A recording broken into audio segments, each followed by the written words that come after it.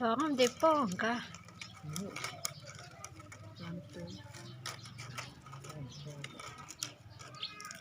ป้อมป้อได้อยู่หรอฮะนั่นน่ะเป็นนะวะก็ปล่อยไว้ได้จังอยู่นะเอาหาตอกมาใหม่จะเรียนถึงนะมาฉาบนานเดียวทำก่อนเป็นกล่องกระสีเยอะ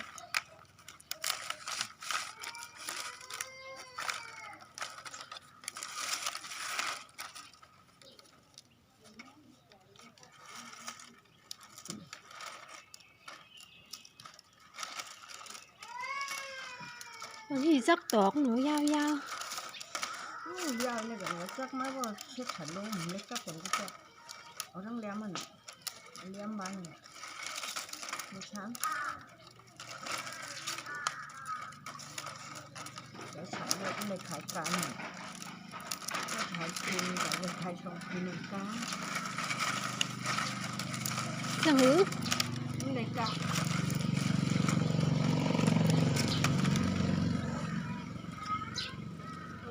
ดอกยาวกา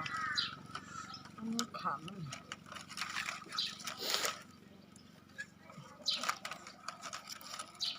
มันเลยกับดอกอะไรลองถึงจันปนกับหนึ่งก็เลยจันในตัวเมียเทียบเนี่ย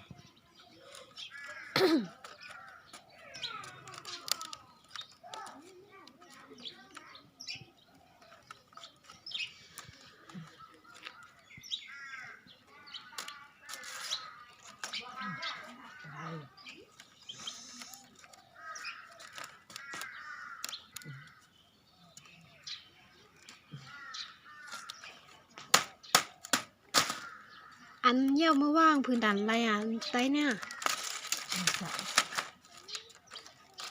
มันขึ้นให้ตันนี่เสียงทำไมไม่ได้